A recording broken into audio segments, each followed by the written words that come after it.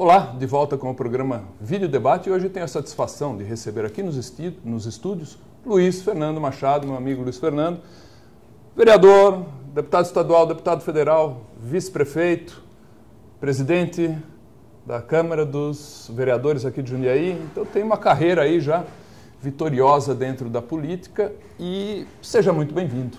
Muito obrigado, Tom. É uma satisfação muito grande poder estar conversando contigo, com toda a sua audiência, com todos os seus telespectadores. Muito obrigado pelo convite. Luiz Fernando, vamos assim no primeiro bloco tratar de Brasil. O momento é crítico, dólar subindo, panelaço, o maior panelaço da história desse país. Muita bagunça em Brasília, agora até temos essa situação de gente dentro do Palácio do Planalto ameaçando a população que vai às ruas, ameaçando com armas, inclusive, falando que tem que fazer o combate armado nas ruas. Preocupa. Como é que você vê essa situação? Vejo com absoluta preocupação, Tom, como você mesmo aqui citou no início da sua fala, porque realmente perdeu-se o sentido do que é um Estado democrático. A partir do momento que as pessoas entendem que não é mais razoável manter o status quo que hoje o governo federal oferece, e essas mesmas pessoas buscam as ruas como um ambiente livre de manifestação e tem como contraponto, na sede do governo central brasileiro, as centrais sindicais, especialmente movimentos sociais, incitando o uso de armas, é algo extremamente preocupante. Nós não podemos fazer com que a contaminação do que aquilo que acontece hoje em grande parte da América Latina contamine o Brasil. Nós não vivemos um processo isolado na América Latina com esse tipo de conduta. E esta conduta que ontem, que mais recentemente nós observamos, de um presidente de uma grande central sindical incitando o uso de armas para combater aqueles que voluntariamente, espontaneamente e desarmados vão às ruas, é algo efetivamente que nos causa estranheza, preocupação e até um pouco de sentimento de revolta.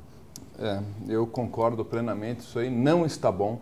Eu penso que o PT deva refletir um pouco mais, pensar antes de soltar esse tipo de barbárie para a população. E eu tenho aqui, como que você sente a população? Essa coisa, eu estive lá nas manifestações, você sabe, dia 15 de março, famoso, estive na Paulista, e eu notava uma demanda por menos Estado, menos impostos, principalmente. O pessoal não aguentava mais os impostos. Até vamos falar um pouco de Jundiaí, que o nosso prefeito parece que fez uma surpresinha aí na conta de luz, né? Colocou uma taxinha a mais, né? Mais essa ainda. Como é que você vê essa demanda da população por menos impostos? Veja, Tom, eu quero só ressaltar, ainda na nossa primeira pergunta, que todas essas incitações ocorreram com a presença do secretário-geral da Presidência da República e com a digna Presidenta da República. Então, aquilo que nós nos referimos à incitação de uso de armas aconteceu com a presença da Presidenta e também com a presença do secretário-geral da Presidência da República. É um assinte. É um assinte efetivo, Mas, já caminhando para a observação do segundo questionamento feito, eu vejo com muita felicidade que as pessoas tenham acordado para acompanhar não só a política, mas acompanhar o Estado. Quando as pessoas pedem a redução do Estado, elas não pedem sob um caráter científico de avaliação, mas elas pedem essa reconsideração do tamanho do Estado, porque perceberam que aquilo que suadamente pagam de impostos, nada é retornado. E pior, o retorno está sendo dado com parcelas enormes de corrupção existentes hoje no nosso país e desvendadas recentemente pelo Ministério Público Federal, pela Procuradoria-Geral da República e também pelo Judiciário, especialmente o Judiciário do Paraná, do Estado do Paraná. Então eu percebo, Tom, como um fato positivo.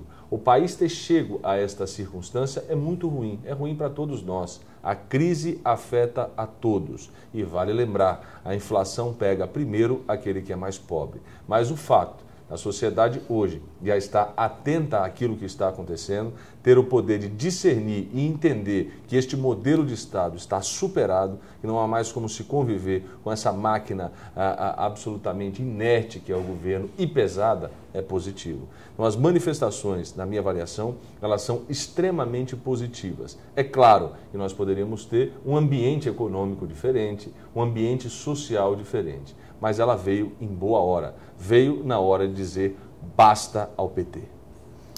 É isso mesmo, nem todos do PSDB comungam desse mesmo ideal do Estado pequeno. Percebo que você comunga deste ideal. Como é que você vê essas divergências internas ali no próprio PSDB?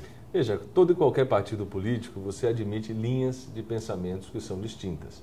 Então é claro que o meu pensamento no PSDB não é homogêneo, mas eu vejo com clareza de que este meu pensamento vem ganhando espaço na discussão da militância do próprio PSDB. Eu acredito num Estado menor porque o Estado maior já provou-se que não dá resultado. O Estado que incha, o Estado que contempla inúmeros cargos exclusivamente com viés partidário, com viés político, este modelo não dá mais. E é por este modelo que as pessoas pagam tantos impostos. Então, já há uma conexão. Então, eu que faço a política e tenho a obrigação de conversar desde o cidadão muito simples até aquele cidadão com mais informação, consigo claramente hoje observar que o cidadão que está nos assistindo, aquele cidadão que paga os seus suados impostos, não aguenta mais. E ele faz a conta. Não aguenta mais por quê? Para que 39 ministérios? Me explica qual foi a última reunião presidencial onde a presidenta Dilma Rousseff reuniu seus 39 ministros. Será que ela conhece pelo nome os 39 que lá estão? Quantas reuniões? Aliás, seria um tema interessante para a gente buscar no portal da transparência do governo federal. Quantas reuniões a nossa querida presidenta da República teve com o ministro da Pesca? Quantas foram as reuniões? É justificável que você tenha política para a pesca? Absolutamente justificável. Não se faz aqui, com esse raciocínio, o interesse de desconstruir as políticas públicas. Mas se faz, sim, o interesse em desconstruir o número de cargos que são nomeados com livre provimento. Chefia, direção e assessoramento. Pressuposto de cargos de livre provimento. Para que tanto? Para que inchar o país com uma máquina que exclusivamente serve para recolher dinheiro para financiamento de partido político através de taxa partidária? Será que o nosso cidadão que nos acompanha sabe que cada cargo comissionado desse que está no governo federal e que hoje pertence, por exemplo, ao PT, recolhe uma taxa do financiamento do próprio PT? Por que se discutir tanto o financiamento público de campanha? Ele já existe. Ele já existe. Aliás, o caso Petrolão é o maior caso de financiamento público de campanhas eleitorais. Isso é pornográfico, é uma coisa assim que não dá nem para entender essa situação, você sabe. Eu há mais de um ano gravei um vídeo denunciando aquela situação de envio de recursos para Cuba, que parece que é um fetiche que existe, né? Países totalitários, e o Brasil manda dinheiro para esses países. E o envio desses recursos foi sem autorização bicameral, que deveria ser a autorização, né, do Senado Federal, dos deputados, foi sem autorização. Isso não pode. A nossa Constituição proíbe. Isso está claro como o dia e não se faz nada. Onde está o impeachment? Desde aquela época eu já falei, estão fazendo lambança com o dinheiro do contribuinte. Agora, como se diz aqui no interior, né, o lado mais caipira de minha parte, cada enxadada uma minhoca. Todo dia se tem um novo escândalo de corrupção. Onde está o impeachment, Luiz Fernando?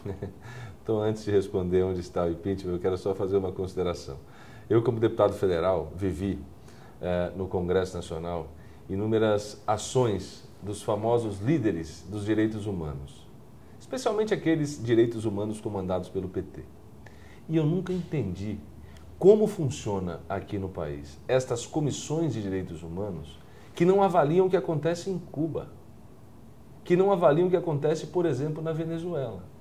Porque direitos humanos aqui vale para fazer proselitismo. Exatamente. Direitos humanos aqui não vale para fazer a defesa verdadeira daquele que é o sentimento da humanidade. Isso. Cuba, falou em Cuba, Venezuela, Coreia do Norte, Camboja, Vietnã. Podemos dar inúmeros exemplos aqui, inclusive fazendo a ligação com o que você falou do Estado inchado.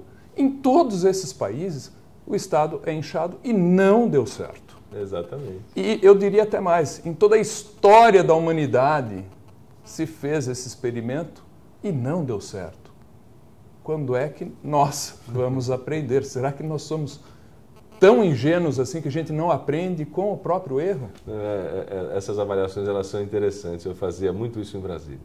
Quando chegava aqueles grandes temas da discussão de direitos humanos, enfim, eu dizia, pô, mas onde estão os cubanos, vítimas de perseguições? Onde estão os venezuelanos? A Corina, uma congressista venezuelana. Aquilo foi chocante. Quer dizer, ela foi retirada às forças do poder que ela pertencia. E sabe o que os nossos líderes petistas de direitos humanos diziam? Há uma imposição do imperialismo americano sobre a Venezuela. É outro fetiche também. É outro fetiche.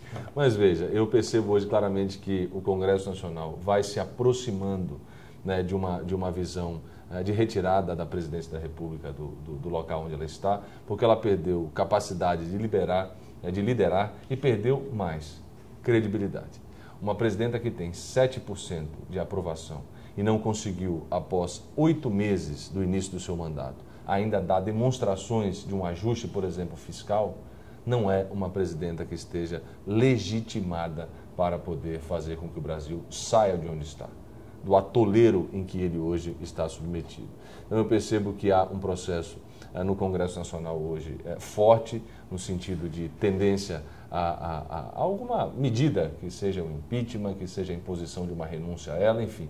Há no Congresso Nacional esse sentimento, pelo que eu tenho acompanhado e por ter vivido lá durante um bom tempo. Eu hoje sou deputado estadual, mas como deputado federal conheço bem aquela casa. Ali o governo sempre imperou com a sua maioria e hoje a base governista está esfacelada. E isso para um país que vive uma crise econômica sem precedentes é absolutamente perigoso, é muito perigoso. O Congresso precisa ser o esteio das mudanças e o Congresso tem dado demonstrações que não mais respeita a liderança da Presidenta da República. Eu até complementaria que se o Congresso não tomar cuidado, ele passará a ser o alvo dos ataques populares, porque veja, o povo está nas ruas, vem pedindo há muito tempo, chega de PT. Recorre ao Congresso Nacional e fala, Congresso, nos ajude, nos represente. E o povo está esperando essa representação. Exatamente. Ainda não veio.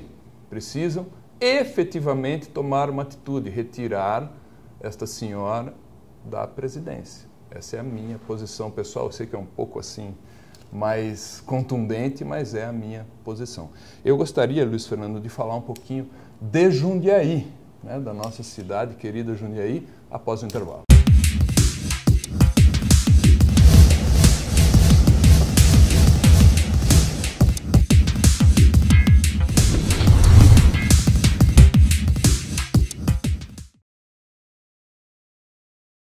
De volta com o programa Vídeo Debate. Neste segundo bloco, você está na presença de Luiz Fernando Machado, deputado. Luiz Fernando, temos aqui a nossa cidade de Jundiaí. Jundiaí é uma cidade boa, uma cidade ótima para se viver. Tínhamos aqui uma certa tranquilidade. E de uns tempos para cá, a cidade foi perdendo algumas conquistas, na minha opinião. Uma delas é a saúde. Saúde está bagunçada, está complicada e eu quero saber da sua opinião. Como é que está Jundiaí? Como é que está a nossa cidade? Perdendo qualidade de vida, perdendo protagonismo no Estado e perdendo protagonismo no Brasil. E isso quem diz não sou eu. Isso quem diz são os números que hoje assustam a qualidade de vida no município de Jundiaí. Você dá o exemplo da saúde, Tom. Eu tenho relatos de pessoas simples que utilizam as unidades básicas de saúde para a retirada dos seus remédios, dos seus medicamentos, e não encontram dipirona na unidade básica de saúde. É uma vergonha. Você percebe claramente que hoje há um modelo de gestão onde o interesse político, o interesse partidário sobrepõe os interesses das pessoas. Eu vou dar um dado típico de quem vivencia a política e quem está alarmado com os últimos fatos que aconteceram na saúde aqui do município de Jundiaí. Tom, em 2 anos e meio de governo, o prefeito da cidade já teve 4 secretários de saúde. Não há uma política coordenada, estratégica, para a solução dos problemas que hoje nós temos no sistema de saúde da cidade, porque ele foi entregue a partidos políticos. Inicialmente por uma composição do prefeito Nas eleições passadas, ele entregou a Secretaria de Município da Saúde a um partido político. Este partido político tinha como único objetivo lançar uma candidatura a deputado. Na saída desta candidatura, deixou-se um sucessor para poder cuidar dos interesses daquele que era candidato. Então você percebe que não há um horizonte de política pública na saúde. Você tem os hospitais hoje clamando por uma melhoria na sua gestão, na sua administração, no seu financiamento. E você, por outro lado, tem um número enorme de ações feitas que desvalorizam o recurso das pessoas. Vou te dar aqui um outro exemplo, Tom, porque é importante que o nosso cidadão saiba de ordem prática. Foi contratado um projeto executivo aqui na cidade para a construção de um novo hospital. Eu sou absolutamente favorável à construção de um novo hospital. Só não sou favorável a se colocar quase 5 milhões de reais em um projeto para um hospital que ainda não tem área, para um hospital que não tem horizonte de financiamento da sua construção e muito menos horizonte de financiamento do seu custeio. Então, o seu recurso, o recurso do cidadão jundiaiense, está sendo entregue, por exemplo, a projetos dessa natureza, enquanto o cidadão no Hospital São Vicente aguarda 12, 15 horas para poder ser atendido. Há filas de 2 anos em algumas especialidades aqui na cidade. Então, o que acontece hoje é exatamente um desgoverno.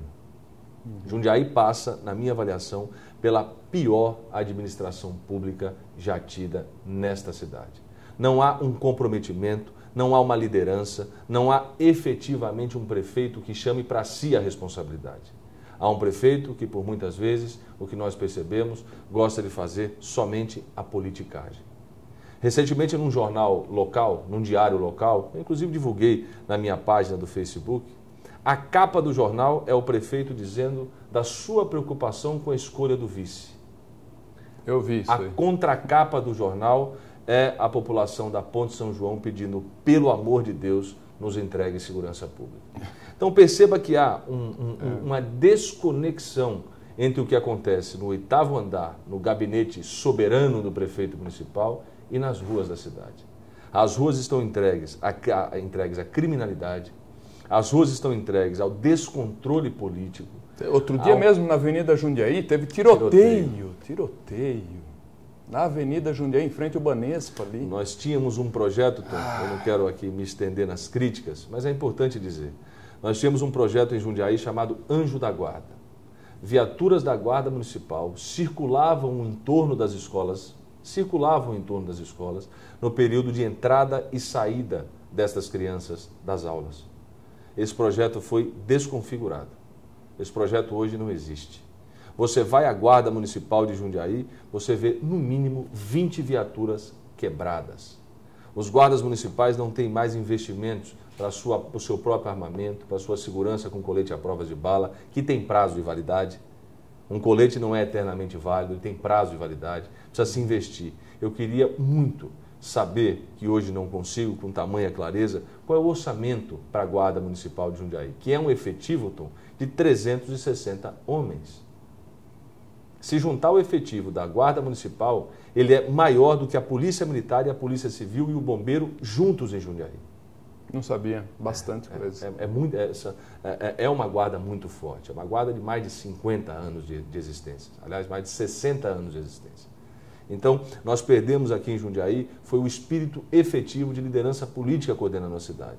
Hoje nós temos um prefeito que, pelo que nós escutamos dizer, é o último a dar a sua palavra na prefeitura. Eu escutei isso também. É uma prefeitura sem liderança política. Recentemente, o vice-prefeito de Jundiaí, o ex-deputado federal pelo PT, Durval Orlato, anuncia a sua desfiliação do PT. Essa seria a minha próxima pergunta. Só falta vê-lo no dia 16, nas manifestações, pedindo fora PT. Ninguém quer ser petista mais agora, né? Saiu de moda. Saiu de moda. Agora, veja só, você tocou num ponto que me chama muito a atenção, que é essa estrutura do Estado a serviço do partido. Isso, pelo jeito, é um modus operandi de partido comunista, de partidos totalitários. Como é que você vê essa questão? Eu vejo como uma mistura.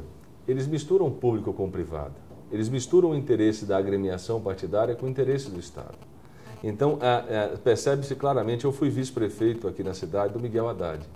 Nós tínhamos alianças políticas, mas não tínhamos imposição de partido político para indicação de secretários. A política pública era coordenada pelo gabinete do prefeito. Não era distribuída loteada aos partidos políticos. E o que veio para Jundiaí, aliás, não me causa estranheza. O Pedro Bigatti militou a sua vida inteira no PT. Ele é um petista que, após a crise do mensalão, arranjou um subterfúgio e foi para um apêndice do PT, que é o PCdoB. Piorou. Ele é um petista piorado. Então ele tem toda a sua formação política dada no PT e, no momento, por oportunismo político, saiu do PT e foi ao PCdoB. E não me assustará se, nesse momento, ele sair do PCdoB. Porque a impressão que passa é que estão todos preocupados com as próximas eleições. Ninguém tem preocupação com as próximas gerações.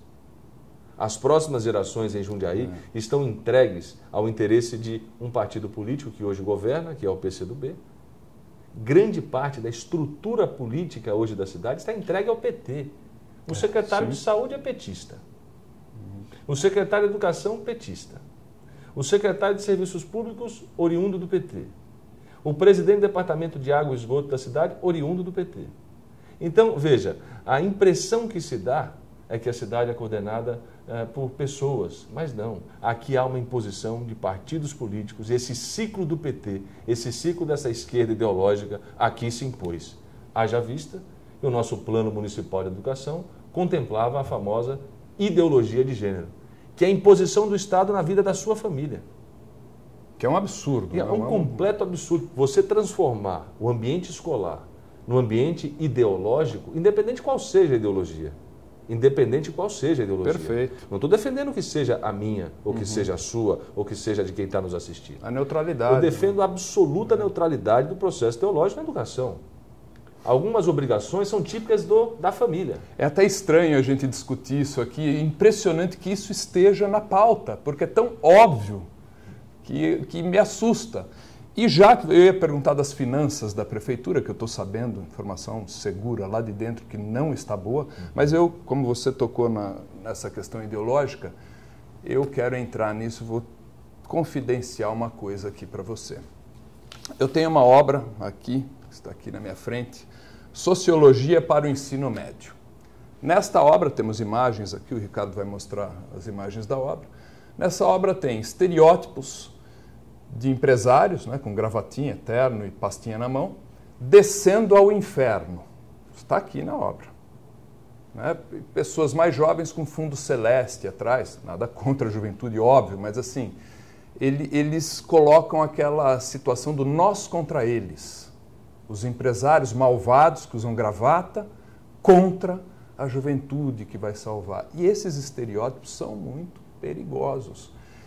Isso está sendo colocado em sala de aula, não só das escolas públicas, mas da escola privada, da escola do seu filho, do meu filho. Como é que você vê essa situação da doutrinação ideológica nas escolas? A intervenção do Estado na sua vida. É a intervenção do Estado na sua vida. É algo tão alarmante. Porque esse processo de construção ideológico, ele não pode ser para as nossas crianças, para os nossos adolescentes. Isso é um crime que se comete contra uma geração. Isso é um crime que se comete contra uma geração. Quanto menos a gente acredita que o Estado deve ser um interventor na sua vida, menos a gente vai acreditar que esse tipo de coisa deva prosperar.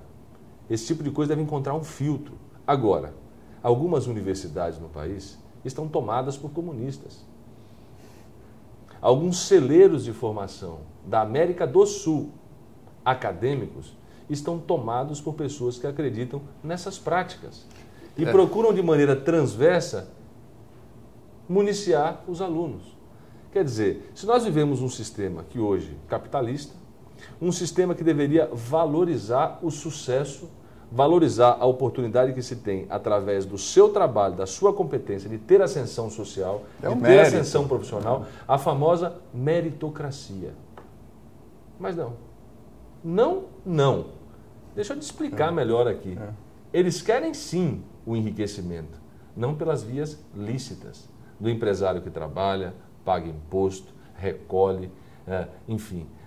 Contribui com o social, porque paga imposto. E não, os impostos que são recolhidos são diretamente para serem utilizados nos cofres do Estado em benefício daquele que mais precisa. Isso é comum. Agora, você tratar um empresário como se ele fosse um criminoso, você tratar com essa dualidade do céu e do inferno, quer dizer, aquela coisa, né? Pode parar que eu quero descer, né? É Para chocante, que eu quero né? descer. Né? Isso acontece, eu tenho a obra aqui, eu estou horrorizado e cai na prova. Cai na prova essa situação. E se não responder na prova ideologicamente, tira a nota baixa. E eu dou o meu testemunho, eu fui, porque lá atrás eu não acreditava. Eu falei, não é possível que isso esteja acontecendo no nosso país. E eu me matriculei, este que vos fala a você, eu me matriculei no curso de Filosofia Política na PUC, não é na USP, não, na PUC São Paulo. Fiquei horrorizado.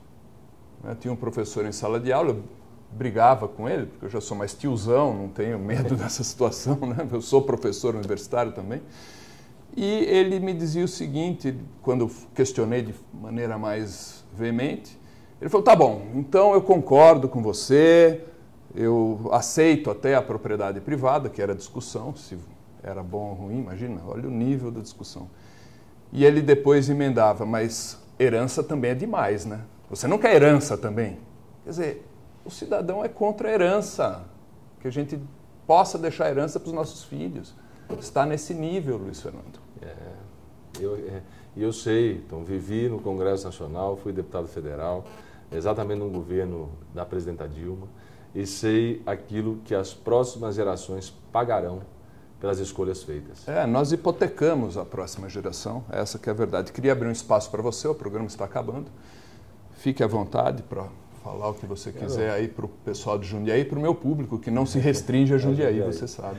Quero dar um abraço muito especial, Tom, em você. Quero agradecê-lo pelo trabalho que você faz.